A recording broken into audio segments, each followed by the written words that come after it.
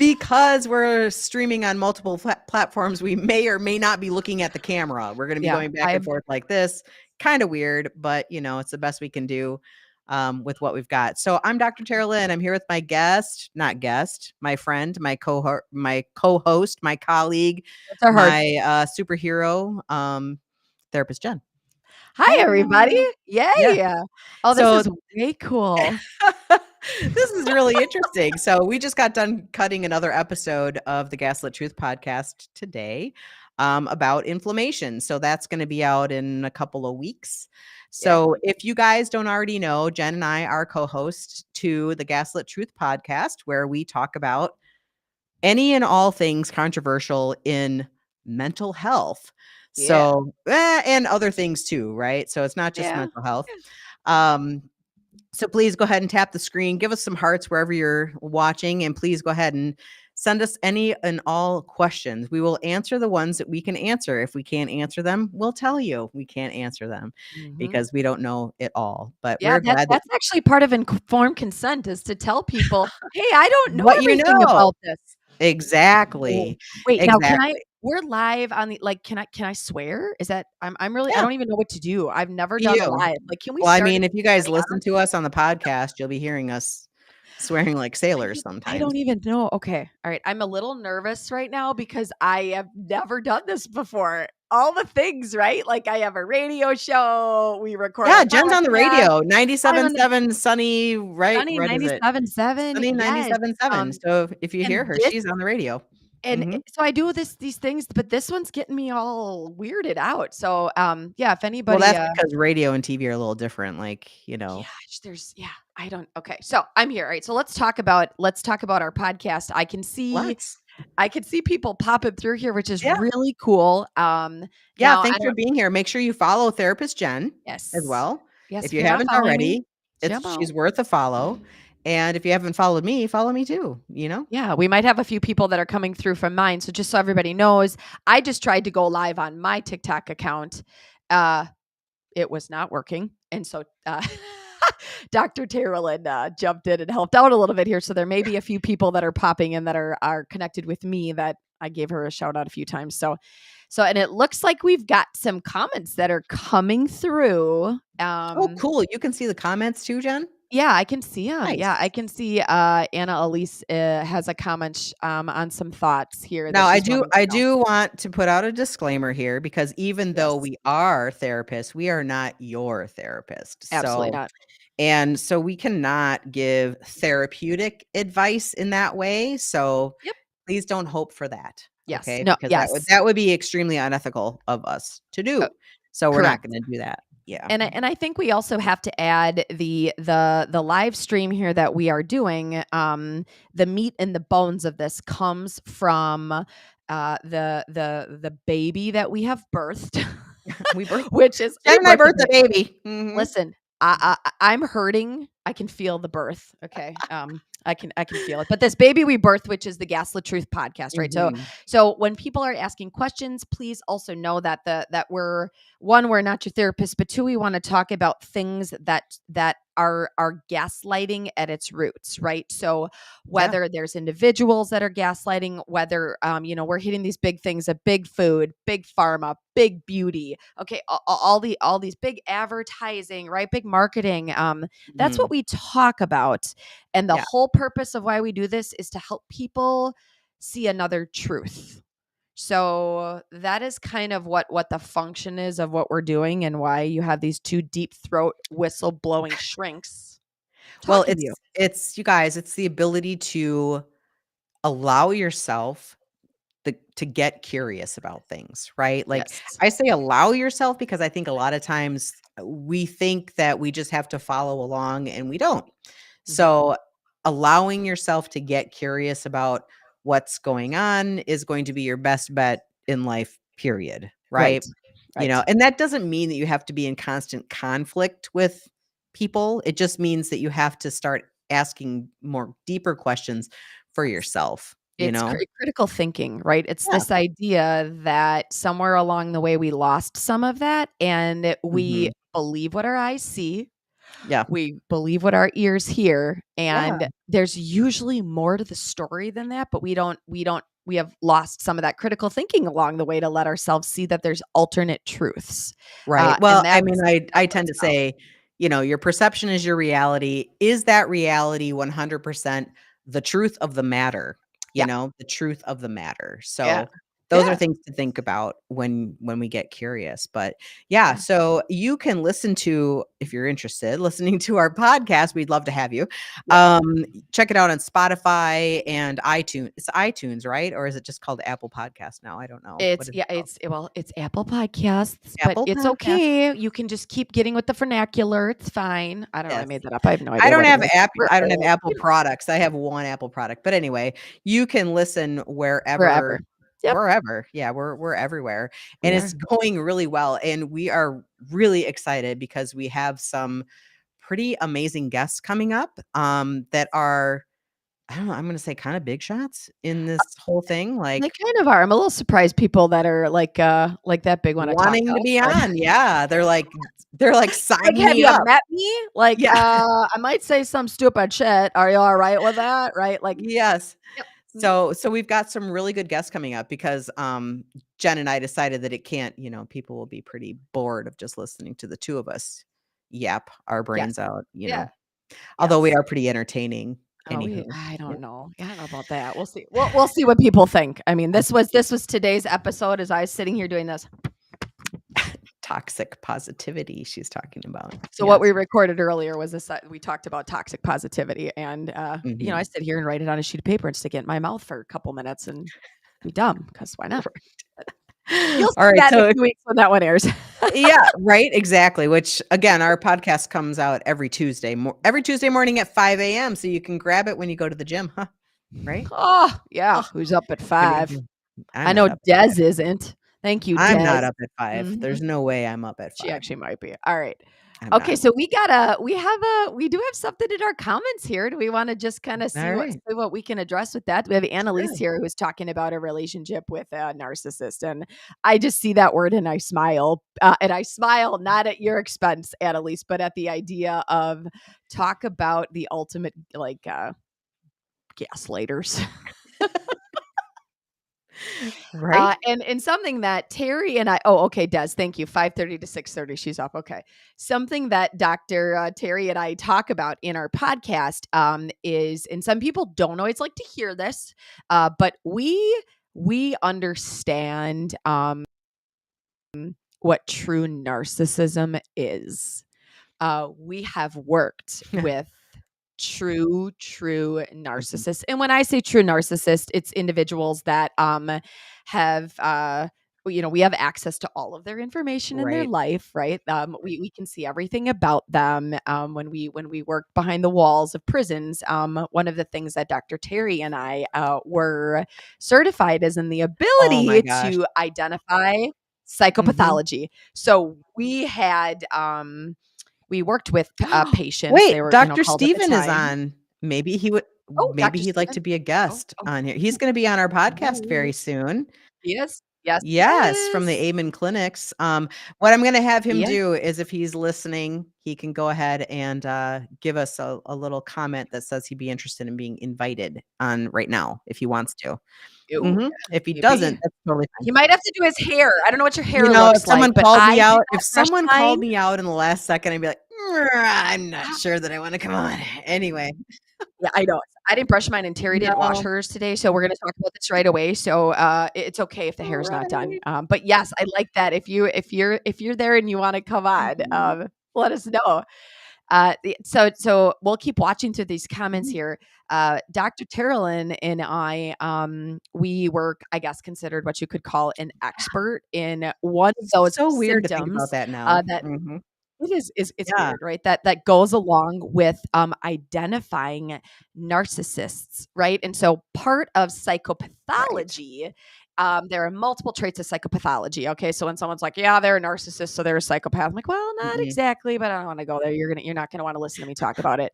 However, one of those traits of psychopathology is Mhm. narcissism, and so Dr. Terry and I did these assessments that we would do that were miles and miles long Oh of my piles and gosh. piles of reviews of Yes. files. Like, talk about 3, 4 feet of files that we would review. We knew everything about people. And so we kind of dove a little bit into this idea of what narcissism really was.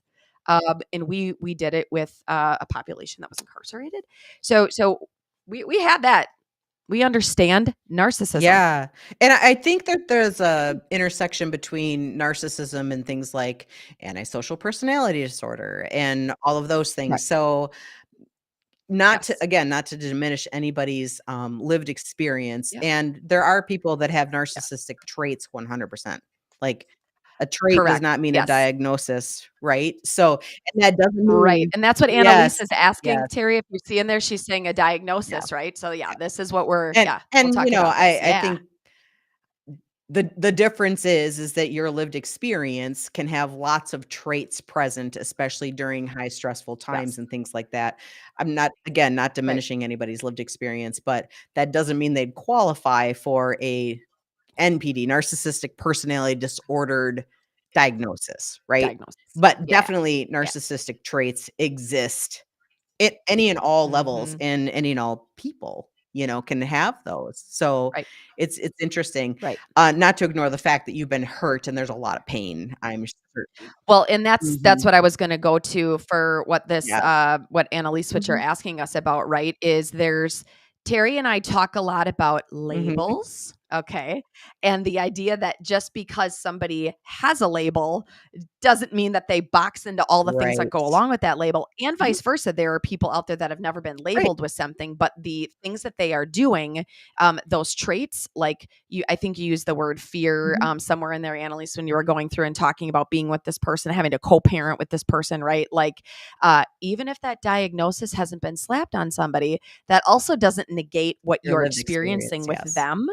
Yes, because that's exactly Yeah. what it is. I truly hate the I do labels. too. Uh, I I do really, think really for do. some people, they help, what I hear, they help make sense of their world, it does, but I also think sometimes Yes, we get trapped in a yes, label. But I think her original question was something about how to move past it, if I'm correct, like, how do I move past yep, that? yep, What I would encourage you to do to move past that would be to do some trauma treatment. Like, I would say, like, do some EMDR to move past that, right? yeah, Like, do some EMDR to help you, get rid of those negative core beliefs that maybe this relationship has created or shown a spotlight on, like, because negative core yeah, beliefs are yeah. built throughout It's time, usually it's not just one it's singular fear. event, Yeah, but, built throughout time. yeah, So I would suggest some EMDR, you know, or yeah. at least Well, get and curious that so about she it, said, look "How do I into it. stop?" Mhm. Yeah, how do I stop being scared, right? And so that actually, so again, here we are. We'll give the little disclaimer. We might be therapists, but we are not your Right. therapist, right? So I feel like we have to say this 100 times because people that oftentimes go live, like, Mhm. it's just unbelievable how people take it to like a totally twisted level and try to Mhm. start to like place blame on people who are just out here trying to give Right. information. Okay. However, the other piece to this is there's many different things that you can explore. Even so, what Terry and I just recorded an episode on was Yes. inflammation, In and we inflammation, yes. specifically, Mhm. yes, we specifically talked about the dual or the bidirectional role between like Mhm. inflammation Trauma. and symptoms of mood, and we specifically talked about people who have been through Yep. trauma and this idea that your thoughts, even at the most simplest Mhm. level, your thoughts can dictate and activate inflammation in the Yes. body. And so, if you're also with somebody who there's a lot of fear, okay, you said the word Right. scared, right? And you're having to co-parent with this person, so you're with them a lot, right? And you're that's a tough spot to be in. There's this also piece of how much headspace does that person get to take up for you, and what do you Mhm. do with those thoughts when they come, or those fears that maybe are not justified because you are safe in the moment, Right. you are, but it feels like you're not. What are you doing with the thoughts that are popping up with that too? So I think that's a piece too, because then we talk about how that Mhm. creates inflammation and what that actually exacerbates your mood and It your trauma or does. PTSD related symptoms if you have them, if you don't freaking pay attention to Mhm. them and all that good Yeah, jazz. so that So episode might be a really good one for you to watch, the one on inflammation and, how your thoughts and how your experiences create an inflammatory response in your body. So, yeah, in the so body. you might Yeah. like that. Yeah. You know what I'm gonna do? I'm gonna go ahead I and like that add one. Dr. Yeah. Steven in on this and see if he accepts. If he doesn't, that's fine. Oh No worries no. if you do not, but I'm gonna add you in. I'm gonna send the invite. We'll see. We'll see. We'll We'll see what see what happens. We'll happens. wait and We'll see see. what happens. It's Yes. okay. We'll go from there. Okay. So she's going to check it out. So just so you guys know, it's probably going to be 3 weeks, I think. 3 or so weeks till that one But comes in the out. meantime, feel Yeah. free to Yeah, listen to the somewhere there. other episodes. I think they're pretty amazing, but no. Yeah.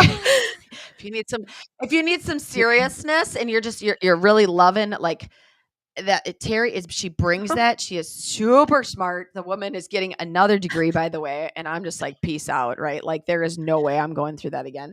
And then I just come in and I bring a little, I always say Jen brings comic color. Jen relief. brings the color to the podcast. So, but the comic relief, yes, I like it.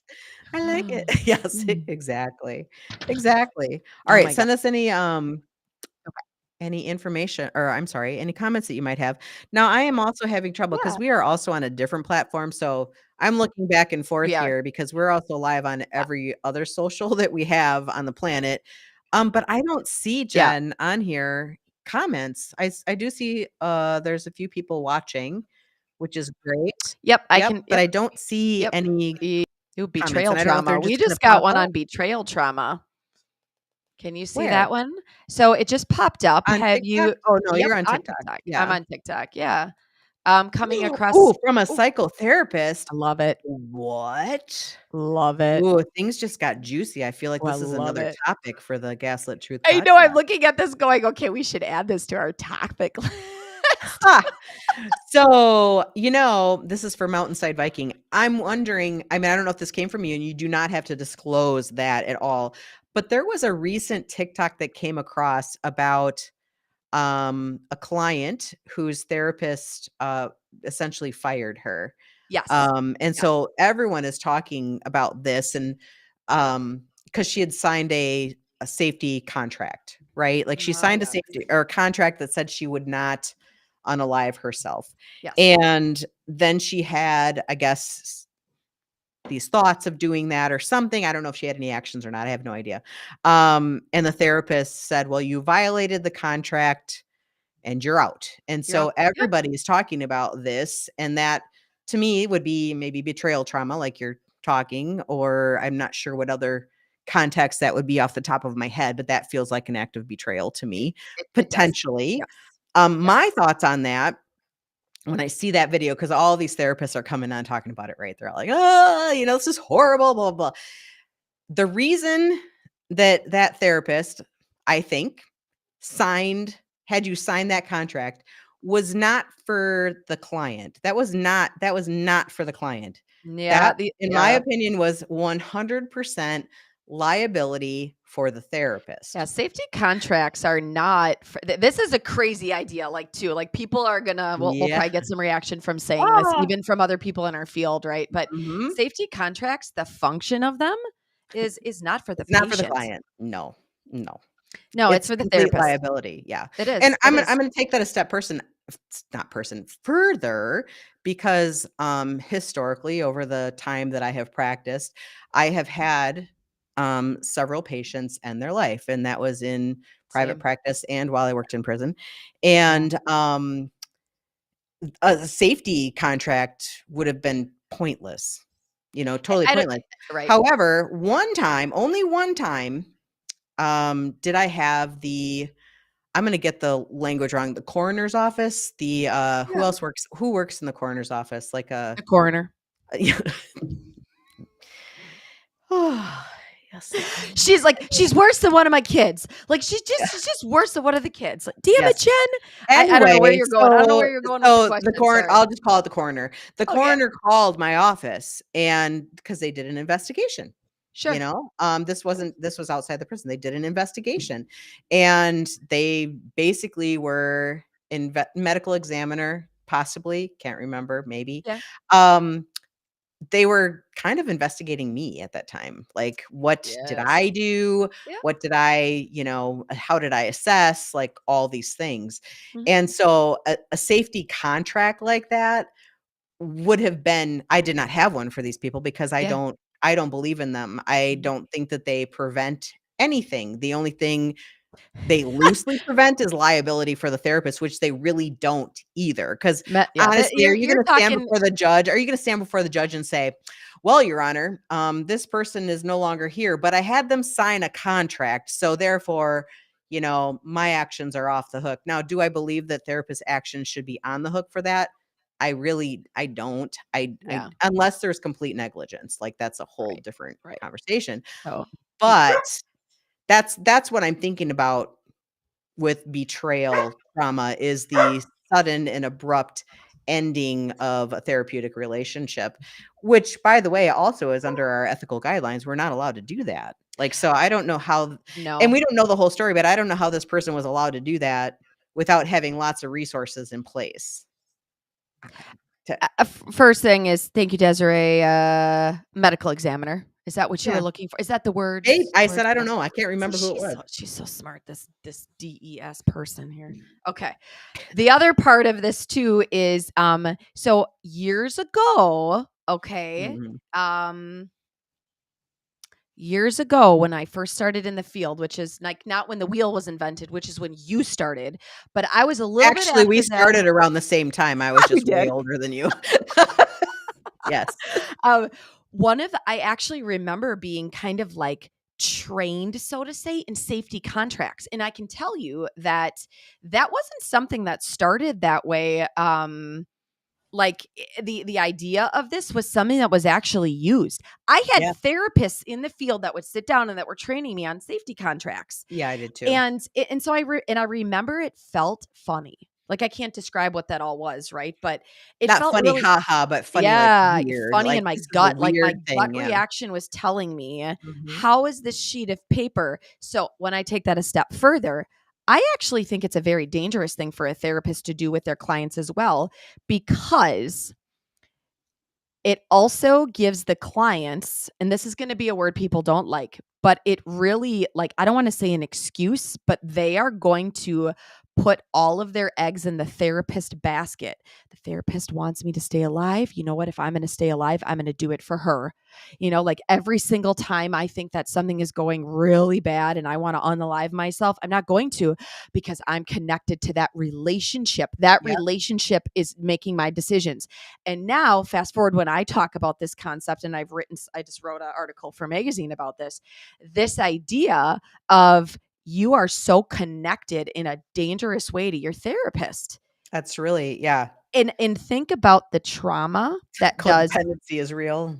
Oh my gosh, that's codependency at its Mhm. finest. And then you have a therapist as well who also believes they have that much power. Power. Yeah. And that is dangerous. Yeah. Again, therapists Yep. listening, if there's some here, they may not like this, but that is a powerful thing to have and to put in front of your client, that you are creating that relationship with them, that they're not going to unlie themselves because you're tied to this piece of paper. So the therapeutic relationship gets taken to a whole different level that I think is dangerous. Mhm. I got curious about that really early on when I was trained on a safety contract, and that we should give those to people. So, Mhm. yeah. The other thing that made me think about it with this particular incident with this therapist is I don't know if this is what they're doing or not, but in DBT, there is is it a 24-hour rule? Like if you do self-injure or whatever, that you have no contact with your therapist for, I think, 24 hours, which I've always questioned that too, because that feels punitive to me, but I get it. They also don't want it to reinforce behavior. Right. And they want you to Right. use your coping skills before, so whatever. But I Yeah. didn't know if that was part of her experience or not. I have no idea. But Yeah. the more of the story is the psychotherapist, no notes or treatment plans. When we departed, there was no exit plan 2 years ago. Um, I I'm not sure, because usually when people leave therapy, like I don't give them their notes. Like, it's not something that so I'm not really sure the context around this. I'm sorry. Mountainside, the mountainside something, biking. Mountainside I couldn't biking. see it because it was too dark in the thing. Yeah. But I mean, I Oh, don't that's good. it's not customary to give notes and treatment plan upon exit.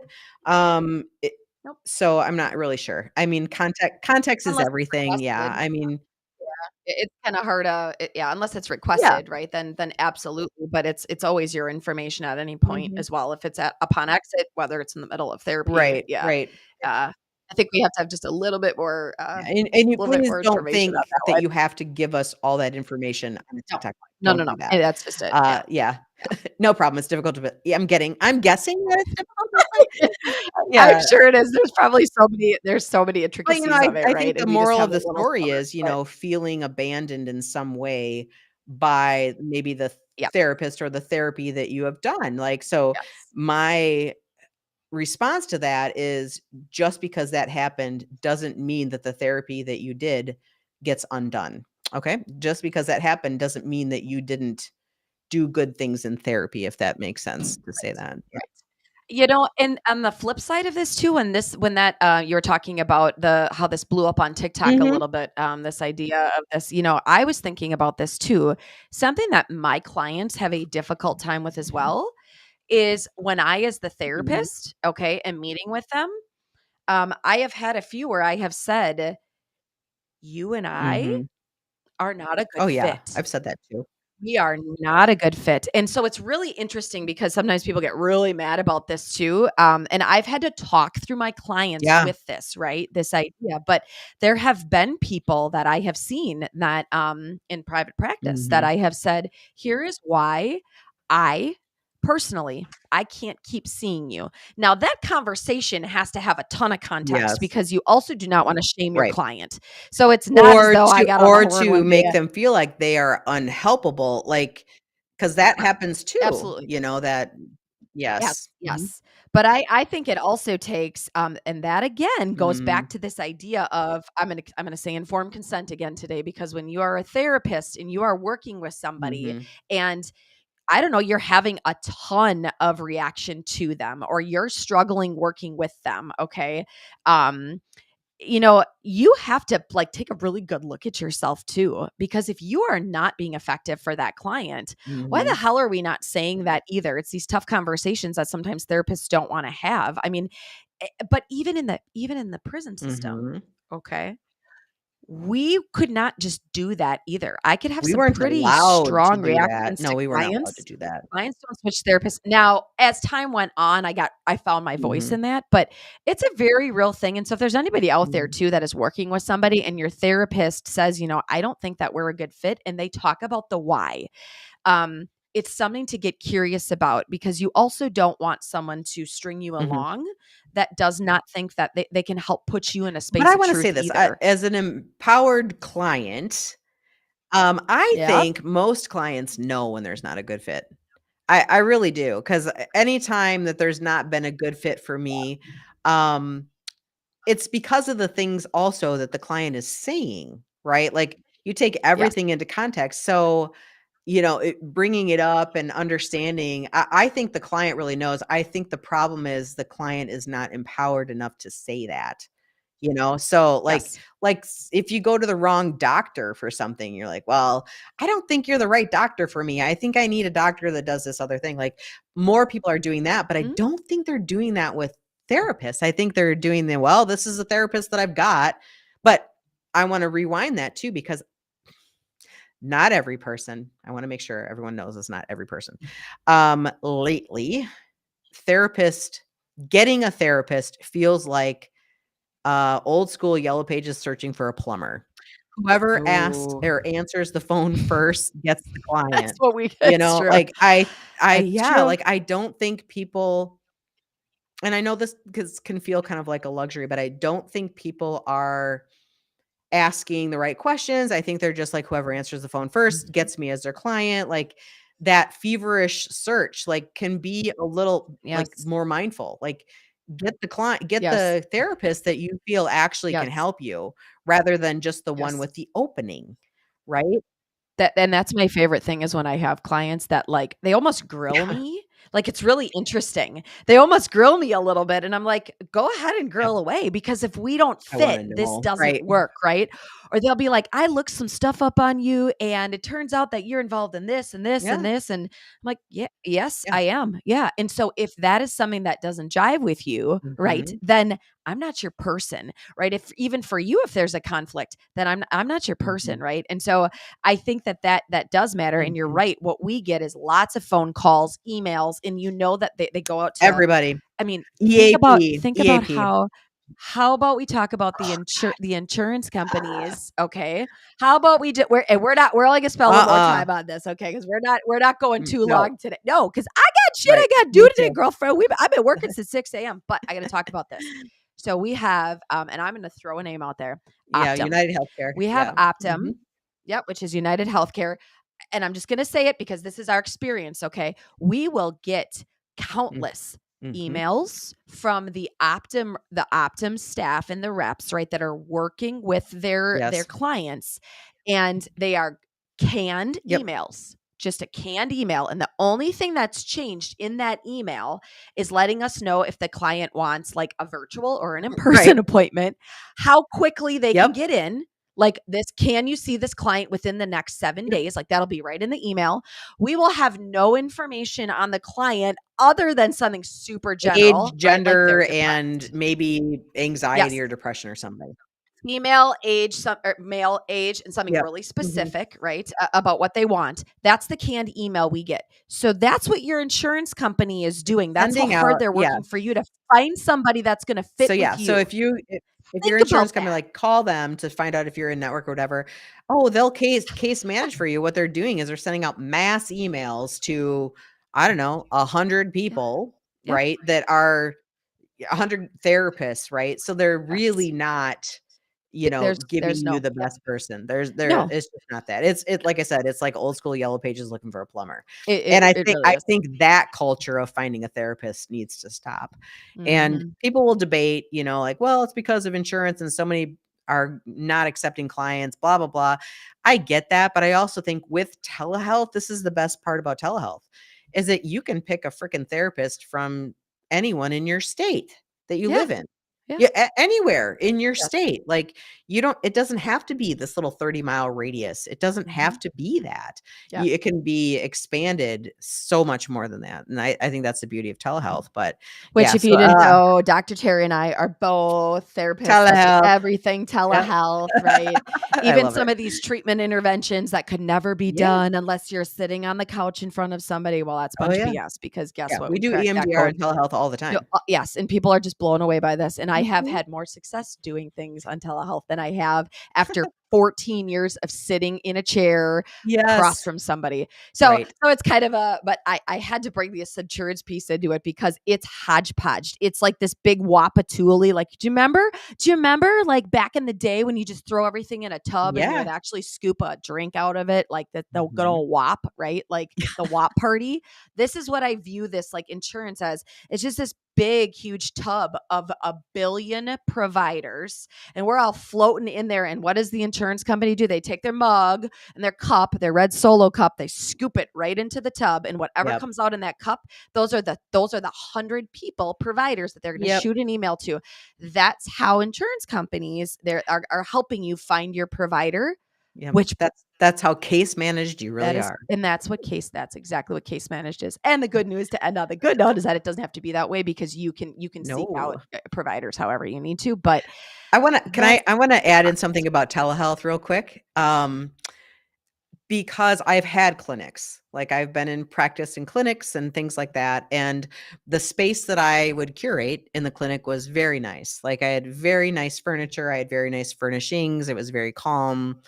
Actually, it was a lot like my background I was because gonna just ask that. this is my telehealth, background Yeah, here, so yours if you're is with me in telehealth, nice. this is what you'd see. So is yours, it's very nice. Well, I mean, But I have a friend, and she made so much sense, and she's like, and this is no shade to any therapist out there, but a lot of therapists rely on their environment to do a lot of the work for them, meaning mhm, that the environment is therapeutic, which it is. It definitely can be.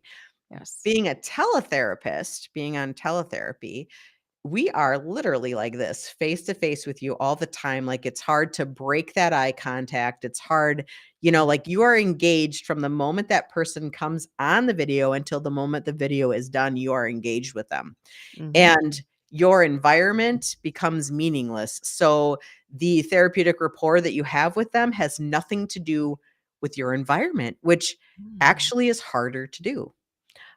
It's Mm. harder to get that therapeutic alliance without an environment that helps you. Does that make sense? That it's again, we're going to talk about things that are a little backwards that most Yeah. people like are going to say in a different way. Yeah. And here's the deal too, from the client's standpoint as well, something that I never understood until I started doing telehealth Mhm. was their environment. Because Yep. they are so there's two schools of thought on Mm. this. They walk into the perfectly furnished environment that like, and we get Right. emails on this all the time. Update your space so that clients feel good, all this shit, right? Okay. Right. And then they're trying to sell me a couch that I don't even want. Okay. That's separate note I had there. a But marketing guy once that wanted to market me as Dr. Terrellin's, couch of therapy or something like that. Like, oh, it was so when dumb. It was were so you like ridiculous. Cleopatra spread out on the couch with Right. your It was so snake? Like, ridiculous. come here. Anyway, No, sorry. Go listen, ahead. but here's Mhm. that's the thing. So there's that, right? There's that piece of it, and they walk in and they see all the shiny bells and whistles, and it's Mhm. calming and it feels good. Here's the deal that they don't get though. They also walk in into environment that one, we assume it's calm for them and shiny and beautiful. Two, Right. it's not their environment at all. And three, most clients feel like that is a sterile, stagnant environment that has so many like judgments and perceptions that go along Mhm. with it anyways, versus when you are at home or wherever you're Yes. talking to me from, you're people are in their jammies, people are on their couch, people feel People are eating and so drinking what they want comfortable. to, you Yeah, know? like you could get Mhm. up, they'll hang on, I gotta use the restroom. Hey, you know what? Go ahead. Go ahead. Don't be not a big deal. Right. Right. And so I think about this too, that the rapport matters and the environment matters, but I actually think it matters more from the client's standpoint and what the environment they're sitting in, because Yeah. that trumps anything around us sitting in a traditional office. It Right. trumps it all. There's no stigma Plus, with your environment. as a therapist, I get to see your environment, and I almost get to interact with it because It's super cool. I see animals come through. Like, I see dogs and cats and maybe a kiddo or 2, Yeah. or, sometimes a partner will knock on the door and Oh, say sure. goodbye or whatever. Absolutely. Like, Yes. I get to see, or I love it when I get to see, like, different areas of your environment Oh, because, sure. Oh, yeah, yeah. like, you can I've take seen the whole telehealth house. anywhere. I've seen Yeah, the the whole whole thing, house. right? Yep.